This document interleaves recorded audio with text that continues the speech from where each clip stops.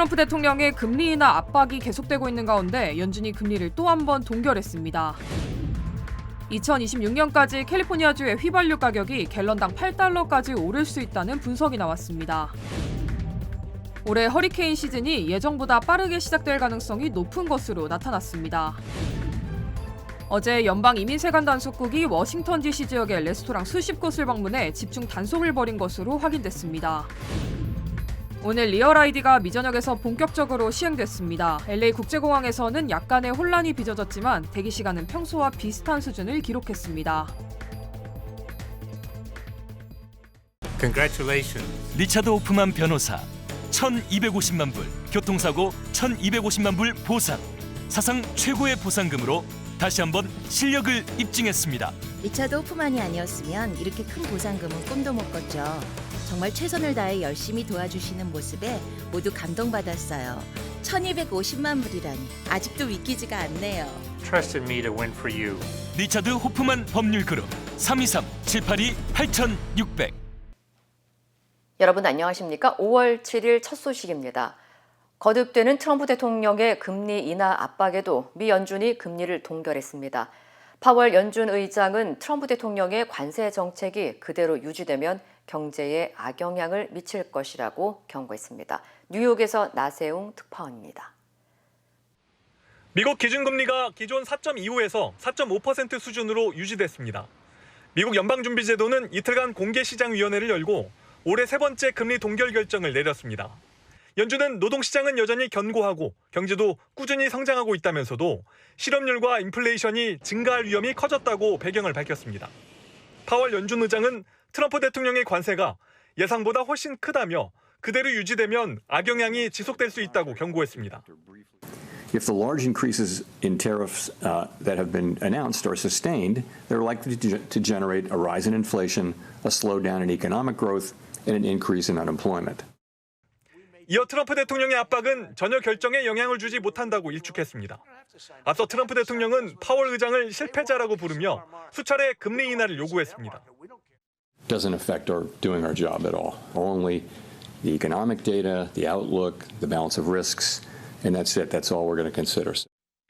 기자회견에선 금리 인하 같은 통화 정책으로 경기 침체 가능성에 선제적으로 대응할지 묻는 질문이 쏟아졌고 파월 의장은 경제 상황이 더 명확해질 때까지 지켜봐야 한다는 입장을 고수했습니다. 이번 결정으로 한미 간 금리 차는 최대 1.75%포인트를 유지했습니다. 뉴욕 증시는 금리 동결 결정에도 미중 간 관세 협상에 대한 기대감이 작용하며 상승 마감했습니다. 뉴욕에서 MBC 뉴스 나세웅입니다. 관세 전쟁을 벌이고 있는 미국과 중국이 이번 주말 고위급 협상을 시작합니다. 트럼프 대통령은 145% 대중관세 선제 철회 가능성을 일축하며 협상 전 기싸움에 나섰습니다. LA에서 박윤수 특파원입니다. 미국이 오는 10일 스위스 제네바에서 중국과 관세 문제를 포함한 통상 협상을 시작한다고 밝혔습니다. 지난달 미국이 중국에 대해 145%의 관세를 매기고 중국이 이에 맞서 미국에 125% 보복 관세를 부과한 이후 처음으로 두 나라가 테이블에 마주 앉는 겁니다. 미국에서는 스콧 베센트 재무장관과 제이미슨 그리어 무역대표부 대표가, 중국에서는 허리펑 국무원 부총리 등 양국의 고위급 경제 책임자들이 참석할 예정입니다. 두 나라의 무역이 사실상 단절된 상태에서 비현실적으로 높아진 관세율이 당장 어느 정도 인하될지가 관심입니다. 하지만 앞서 여러 차례 어느 시점에는 중국에 대한 관세율을 낮추겠다고 했던 트럼프 대통령은 협상을 앞두고서는 미국이 먼저 낮출 생각이 없다고 일축했습니다. China says in order to have substantive negotiations, you have to bring down your 145% tariffs. Are you open to pulling back your tariffs in order to get China to the negotiating table? No. 하원 금융서비스위원회에 출석한 베센트 장관도 협상을 앞두고 신중한 입장을 밝혔습니다. Are those negotiations considered advanced? As I said, on Saturday we will begin, which I believe is the opposite of advanced. 중국 역시 미국의 과도한 관세 부과에 단호히 반대한다는 입장을 유지하고 있어서 두 나라가 실제 협상에 이르기까지는 상당한 시간이 필요할 것이라는 전망이 우세합니다. 한편 트럼프 정부는 전임 바이든 정부에서 마련했던 국가별 인공지능 반도체 수출 통제 정책을 철회할 계획으로 알려졌습니다. 해당 정책은 전 세계 국가들을 동맹국과 일반국, 우려국 등으로 분류하고 우려국에 대한 AI 반도체 수출을 통제하는 내용이 핵심인데 이달 15일 시행 전 폐기될 전망입니다. 로스앤젤레스에서 MBC 뉴스 박인수입니다. 새 교황을 뽑는 콘클라베 첫날에는 3분의 2 이상의 득표자가 나오지 않았습니다. 오늘부터는 하루에 4번씩 투표를 진행합니다. 김민찬 특파원입니다. 콘클라베가 시작한 지 3시간이 지나서야 시스티나 성당 굴뚝에 연기가 피어올랐습니다. 하지만 흰색이 아닌 검은색, 기다리던 색은 아니었습니다. 첫날 콘클라베에선 3분의 2 이상의 득표자가 없었다는 의미입니다. 새 교황을 보기 위해 바티칸을 찾은 4만 명이 넘는 사람들은 아쉬움을 달래며 발걸음을 돌렸습니다. I think that it is kind of disappointing because we waited what's been since 5 o'clock. Yeah. And they didn't decide. 외신들은 추기경 수가 예년보다 늘었고 콘클라베 경험이 처음인 추기경도 많아 투표에 시간이 오래 걸렸다고 분석했습니다. 다만 투표 첫날 새 교황이 나오지 않은 데 대해선 추기경들도 알아가는 시간이 필요한 만큼 예견된 일이라는 분석도 나옵니다. 외신들은 전례에 비춰 셋째 날까지는 교황이 결정될 가능성이 큰 것으로 내다봤습니다. 앞서 추기경 133명은 시스티나 성당에서 비밀 엄수 등을 서약했습니다. 이후 추기경을 제외한 사람들을 모두 퇴장시켰고 extra omnes. 시스티나 성당의 문은 굳게 닫혔습니다.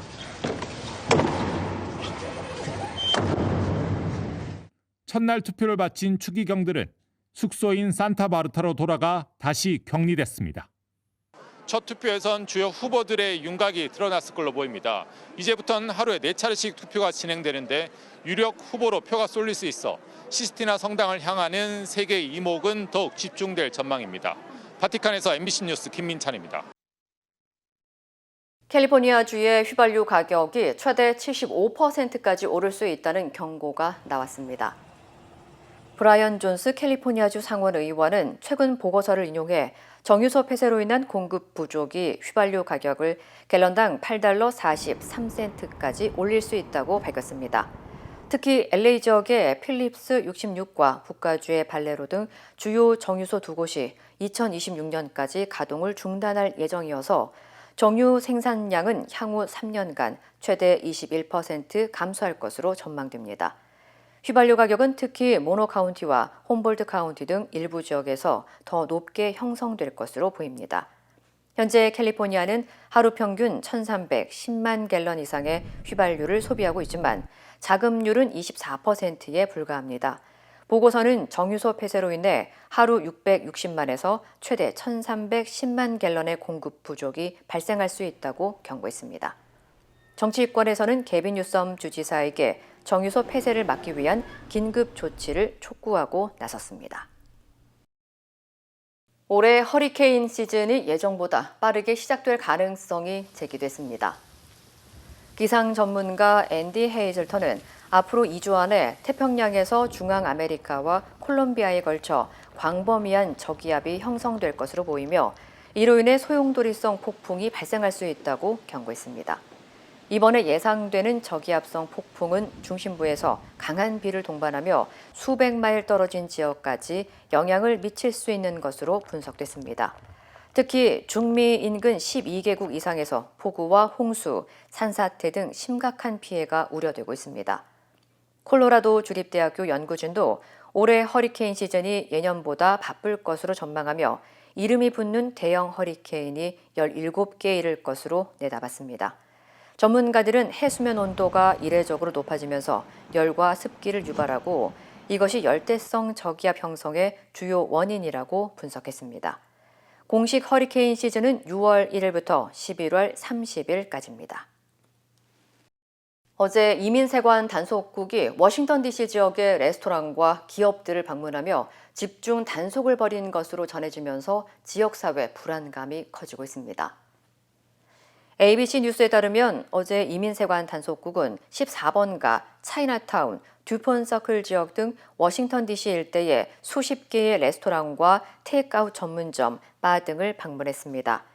아이스 요원들은 모든 직원들의 신원과 취업 허가 여부를 확인하기 위한 I-9 양식을 요구했고 일부 식당들은 3일 뒤 재단속 통보를 받은 것으로 알려졌습니다.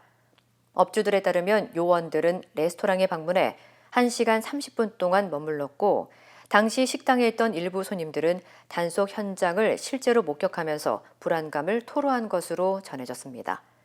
이번 단속으로 체포된 사람은 없는 것으로 확인됐으며 워싱턴 레스토랑 협회 측은 영업시간 중 진행된 단속은 업주와 손님 모두에게 큰 혼란을 초래할 수 있다며 우려를 나타냈습니다.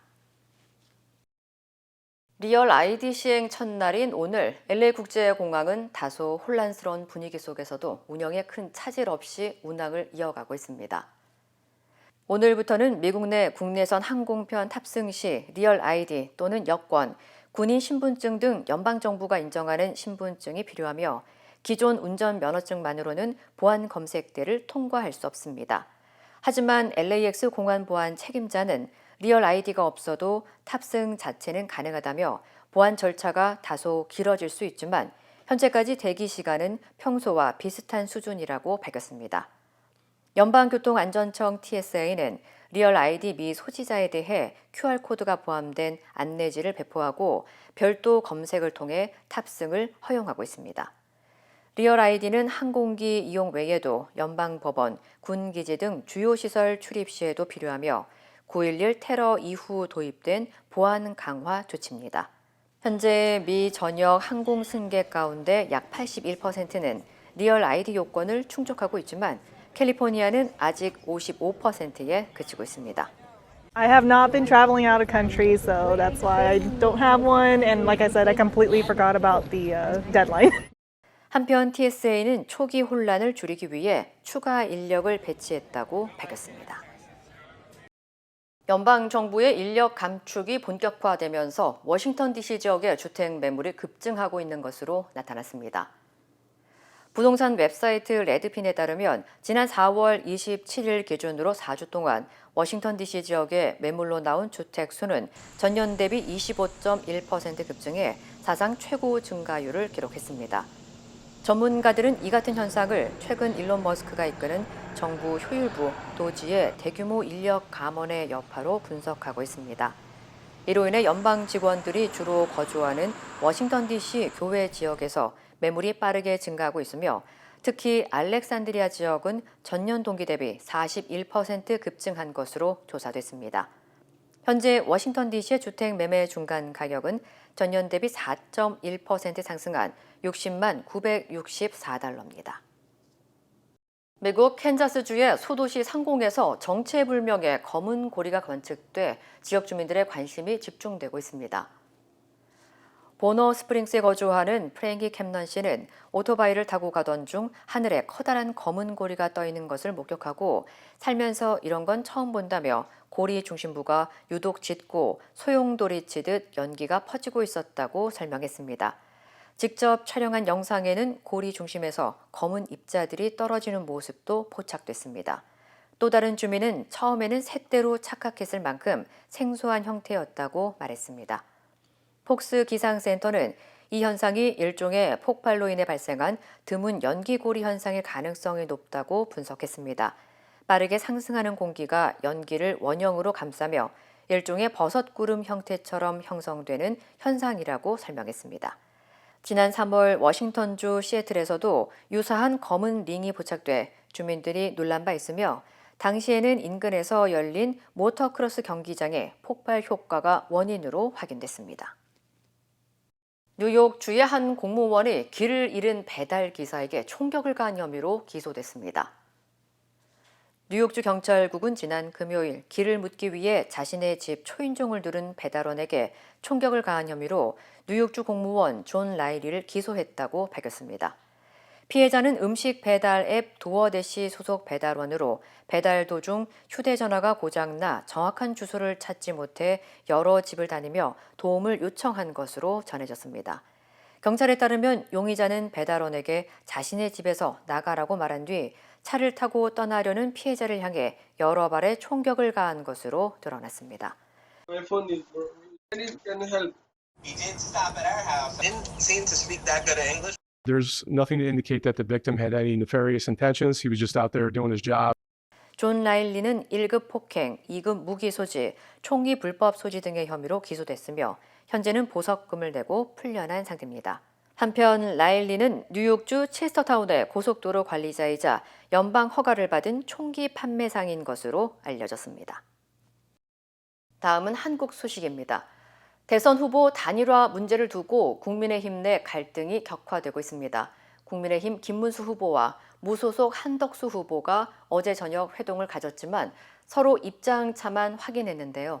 국민의힘은 오늘 두 후보 간 토론회를 여는 등 당 차원의 단일화 계획을 실행하겠다고 밝혔습니다. 공윤선 기자입니다.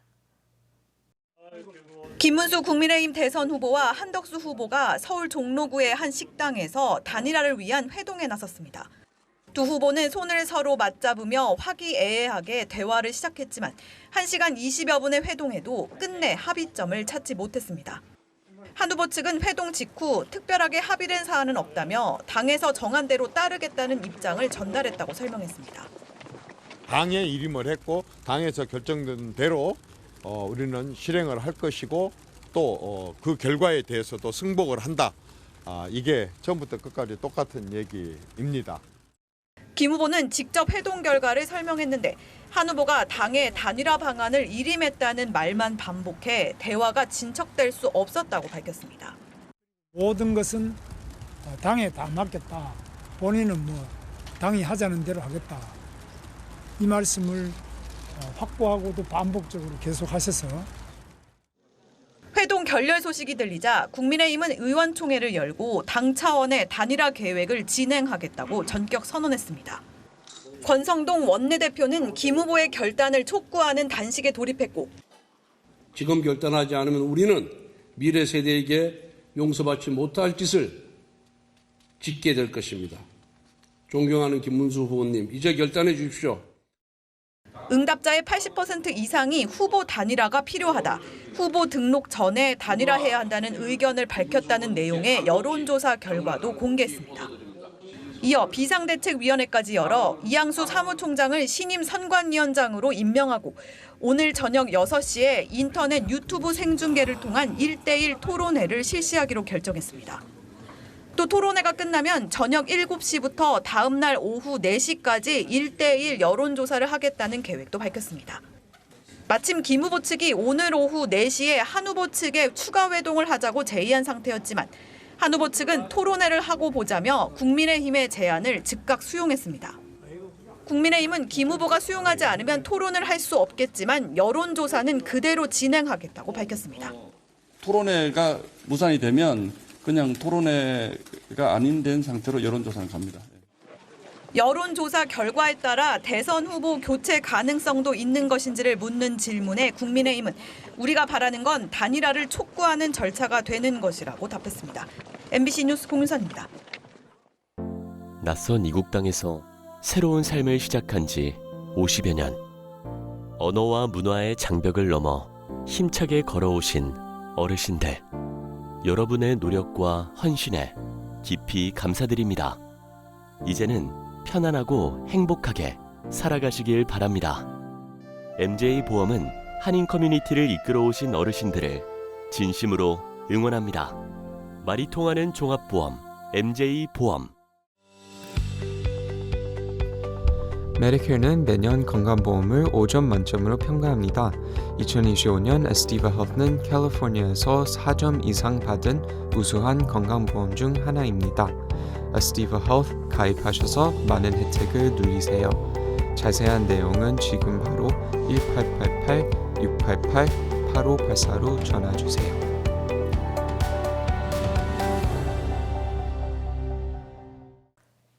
논란이 일었던 민주당 이재명 후보의 공직선거법 위반 혐의 사건 파기환송심 재판이 대선 이후로 미뤄졌습니다.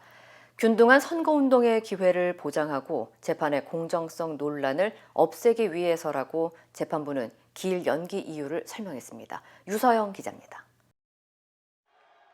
이재명 민주당 대선 후보의 공직선거법 위반 혐의 사건 파기환송심 첫 공판이 대선 이후로 미뤄졌습니다. 서울고법 형사 7부는 오는 15일 낮 2시로 지정했던 첫 공판 기일을 다음 달 18일 오전 10시로 연기한다고 밝혔습니다.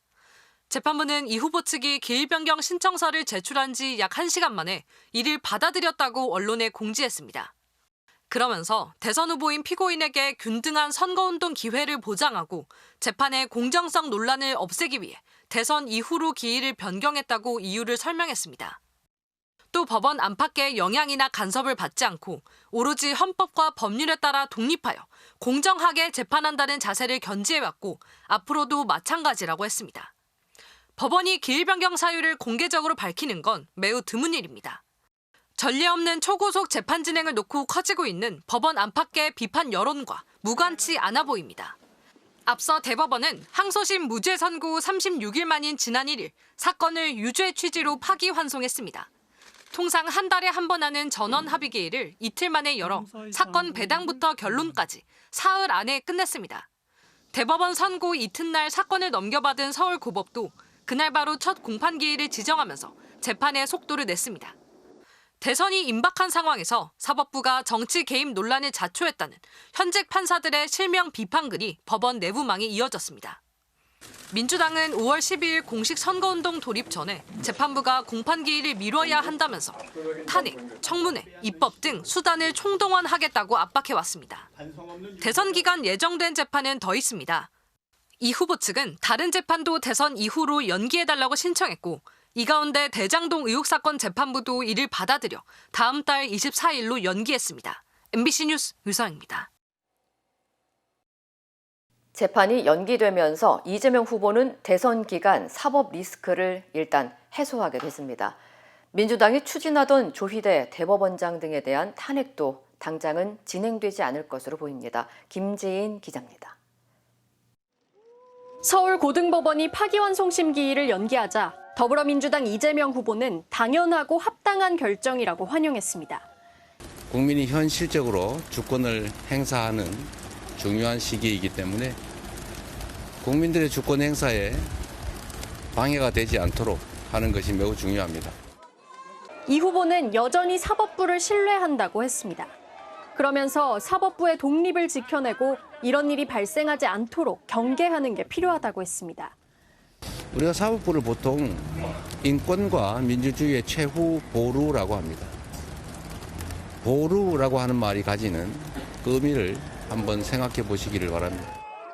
대선 때까지 사법 리스크가 해소된 걸 반기면서도 추후 이어질 여러 쟁점과 논란을 의식한 발언으로 보입니다. 당장 최악의 시나리오를 피한 민주당은 조희대 대법원장 탄핵 소추 등 초강경책은 상황을 보고 추진하기로 했습니다. 일부 속도를 조절하겠다는 방침이지만 오는 14일 조희대 대법원장에 대한 청문회는 그대로 진행하겠다는 입장입니다. 또 대선 이후에 대비한 법 개정도 예정대로 추진하기로 했습니다. 민주당은 대통령에 당선되면 진행 중인 형사재판을 멈추도록 한 형사소송법 개정안을 법사위에서 처리했고 김정래 위원장, 역사에 못 들어오지 아세요? 국민 앞에 행안위에선 허위사실 공표죄를 고친 공직선거법 개정안도 의결했습니다. 경력이나 재산이 아닌 자기 행위를 설명한 건 처벌 대상에서 뺀 건데 법안이 통과되면 이 후보 파기환송심은 면소로 끝나게 됩니다.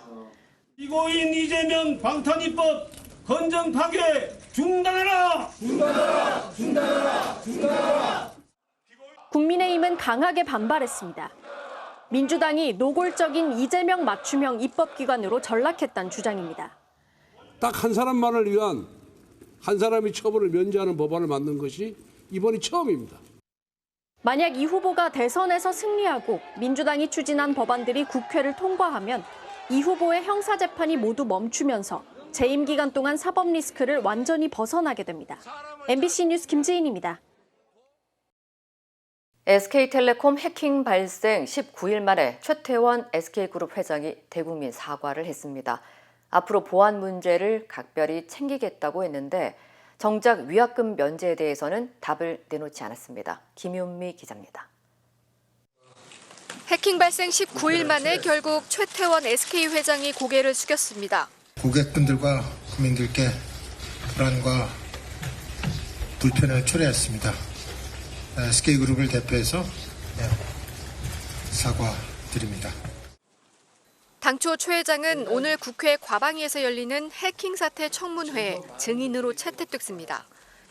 일정상 청문회에 참석할 수 없다고 사유서를 낸 최 회장은 자회사인 SK텔레콤의 브리핑에 나가 대국민 사과를 했습니다. 최 회장은 사고 이후 소통과 대응이 미흡했던 점을 인정한다고 했습니다. 또 전 그룹사를 대상으로 보안 시스템 투자를 확대하고 외부 전문가가 참여하는 정보보호혁신위원회도 만들겠다고 했습니다. 해킹 사건의 여파로 회사 규모에 비해 보안 조직이 약하다는 지적이 반복된 걸 고려한 걸로 보입니다. 보안이라고 하는 것은 편집증적인 시각을 가지고 하루도 쉬지 않고 날마다 들여다봐야 되는데 지금 SKT 내부 조직은 관료화된 조직이 된 겁니다. 유심 물량이 풀리면 교체해주고 유심 보호 서비스를 개선하겠다는 것 외에 이용자들을 위한 새로운 지원 방안은 없었습니다. 이번 일로 통신사를 옮기는 이용자들의 위약금 면제에 대해선 법적 검토가 필요하다는 기존 입장을 반복하다 이사회 검토 사항이라며 말을 접었습니다. 현재 SK텔레콤의 이사회가 이 상황을 놓고 계속 논의 중에 있습니다. 제가 이사회 멤버가 아니다 보니 드릴 수 있는 말씀이 여기까지인 거 양해해 주시기 바랍니다. 최 회장의 불출석으로 오늘 국회 청문회에는 유영상 SK텔레콤 대표를 포함한 경영진이 참석할 예정입니다. 유심 물량이 아직 부족한 데다 위약금 면제에 대해 전향적인 답이 나오기 힘든 상황이어서 국회 과방위는 오늘 이후 최 회장을 다시 부를지 결정할 전망입니다. MBC 뉴스 김윤입니다. 블라디미르 푸틴 러시아 대통령의 초청을 받아 러시아를 국빈 방문한 시진핑 중국 국가주석이 어제 오후 모스크바에 도착했습니다. 시 주석은 오늘 푸틴 대통령과 정상회담을 가진 뒤 내일 열리는 러시아의 제2차 세계대전 승리 80주년 기념 열병식에 참석할 예정입니다. 관련 소식 전해드립니다. 시 주석은 모스크바에 도착 직후 성명에서 중국과 러시아는 국제법과 질서에 기반한 국제 시스템을 수호하고 패권과 힘의 정치에 단호히 맞설 것이라고 밝혔습니다. 오늘로 예정된 중러 정상회담과 관련해선 푸틴 대통령과 양국 관계, 실질적 협력 방안, 국제 지역 현안을 심도 있게 논의할 것이라며 이를 통해 양국의 포괄적, 전략적 동반자 관계가 더욱 강화될 것으로 내다봤습니다. 또 시 주석은 이번 전승절 열병식 참석이 승전 70주년이었던 2015년 이후 10년 만이라며 제2차 세계대전에 대한 올바른 역사 인식을 공유하고 국제 공정과 정의를 수호하는 강력한 메시지를 내길 기대한다고 전했는데요. 도 정상은 공식 회담과 공동 성명 채택, 기자회견을 이어간 뒤 1대1 대화에서 우크라이나 문제와 미러 관계 등 주요 현안을 논의할 예정입니다. 일본 도쿄 지하철에서 남성이 흉기를 휘두르는 사건이 발생해 2명이 다쳤습니다. 현지 시간 어제 오후 7시경 도쿄대 인근 도다마이야의 역에서 객차 안에 있던 40대 남성이 탑승하려던 20대 남성에게 흉기를 휘둘러 피해자가 머리를 다쳤습니다. 이후 주변 승객이 가해 남성을 제압하는 과정에서 30대 남성이 손가락에 상처를 입었고 두 부상자는 모두 의식이 있는 상태로 생명에는 지장이 없는 것으로 전해졌습니다. 경찰은 가해 남성을 살인 미수 혐의로 현장에서 체포해 정확한 범행 동기와 경위를 조사 중입니다. 심사위원단은 기술사회에서의 도전을 탁월하게 해석한 한 씨를 올해 수상자로 선정했다고 설명했습니다. 특히 한 씨의 분석은 비인간화와 디지털화, 고립 같은 문제에 깊이 있는 통찰을 제공하며 현대사회의 복잡한 현상에 지적인 빛을 준다고 평가했는데요. 이어 그의 작품은 다양한 세대의 독자들에게 폭넓은 울림을 전하고 있다고 덧붙였습니다. 아스투리아스 공주상은 유럽에서 가장 권위 있는 상 중의 하나로 매년 예술, 문학, 과학, 스포츠 등 8개 부문에서 수상자를 선정하는데요. 지난 2023년 문학 부문에서 일본의 세계적 소설가 무라카미 하루키가 수상하기도 했습니다. 지금까지 이 시각 세계였습니다. 힘들고 어려울 때 실력 있는 변호사가 필요하십니까? 60년 역사의 대형 로펌 KMFM 로펌의 최미수 변호사와 함께하세요. 교통사고, 민사법, 형사법, 가정법 등 풍부한 경험과 최고의 실력으로 완벽하게 도와드립니다. 최고의 보상을 책임지는 실력 있는 대형 로펌. 도움이 필요할 때 강한 힘이 되는 변호사 KMFM 로펌 최미수 변호사 213-427-2350. 네, 인터넷과 SNS에서 화제가 된 소식들 알아보는 투데이 와글와글입니다. 서울식물원의 곰 3마리 조형물이 저출생을 조장한다는 민원이 제기됐습니다. 식물원 측은 철거 절차를 밟기로 했는데 대체 조형물이 뭐가 문제라는 걸까요? 네, 서울시에 따르면 한 민원인은 서울식물원 내에 있는 곰 가족 조형물을 보면 아빠, 엄마, 아기까지 곰 3마리로 조성돼 있다면서 저출생이 사회 문제가 되고 있는 실정에서 서울시 다둥이 정책에 맞지 않다고 주장했고요. 곰 가족 조형물을 아빠, 엄마, 아기 셋 등 곰 5마리로 조성해달라고 요구했습니다. 그래야 보고 자라는 아이들도 형제가 있는 걸 당연하게 여기게 될 거라고 이유를 설명했는데요.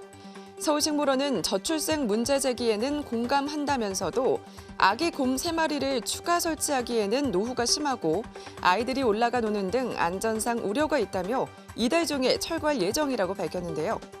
다만 이후 다양한 의견을 수렴해 저출생 문제를 비롯한 사회적 메시지를 담은 조형물을 안전한 방식으로 설치하겠다고 덧붙였습니다. 건장한 남성들이 골목길에서 줄지어 달립니다. 마라톤 경기라도 하는 건가요? 달리고 또 달리는데 무슨 일인 걸까요? 제일 앞에서 뛰는 남성은 차량 절도범, 뒤에 뛰는 남성들은 경찰이었습니다. 이 절도범은 무려 한 달 동안 문이 잠기지 않은 차량만 골라 안에 있던 현금 등 650만 원을 훔쳤는데요. 결국 잠복 수사 중인 경찰과 대낮 숨찬 추격전 끝에 긴급 체포됐습니다. 스릴과 쾌감을 선사하는 극한 스포츠, 위험한 만큼 안전에 더 각별히 신경 써야 하는데요. 중국에서 한 여성이 번지 점프를 하다 난간에 부딪히는 안타까운 사고가 났습니다. 번지 점프대에 선 여성이 공중으로 몸을 내맡깁니다. 그런데 뒤에 있던 직원이 여성의 몸에 연결한 줄을 놓지 않고 그대로 붙잡고 있죠. 결국 여성은 그대로 바로 아래층 난간에 부딪히고 맙니다. 최근 중국 구이저우성에서 번지점프 도중 일어난 사고인데요. 평소 극한 스포츠를 즐기는 인플루언서였던 이 여성. 번지점프 업체 초대를 받아 갔다가 상상도 못한 끔찍한 사고를 당했습니다. 숙련되지 않은 직원 때문에 허리가 골절되고 말았는데요. 중국 당국도 사안의 심각성을 인지해 해당 업체에 대한 조사에 나섰다고 합니다. 한 남성이 계단을 올라갔다가 내려갔다가 계속 반복하고 있는데요. 실내 운동이라도 하는 걸까요? 그런데 자세히 보니 두 손으로 자신의 귀까지 잡고 있는 게 좀 이상하죠? 이곳은 인도 뉴델리 근교 구르가온에 있는 한 회사고요. 남성은 자발적으로 운동하는 게 아니라 매출 목표를 달성하지 못해서 회사에서 벌을 받은 것이라고 주장했습니다. 그에 따르면 목표 달성에 실패할 경우 계단 오르내리기를 50번 하라는 각서를 썼다는데요. 영상이 촬영된 날은 지난달 초쯤으로 이 남성은 성과를 내지 못하자 동료들 앞에서 계단 오르내리기를 해야 했다고 합니다. 결국 남성은 퇴사를 했고 명백한 직장 내 괴롭힘이라고 주장했는데요. 회사 측은 사실이 아니고 영상 또한 재미로 촬영했을 뿐이라고 반박했습니다. 누구의 말이 진실일까요? 투데이 와글와글이었습니다.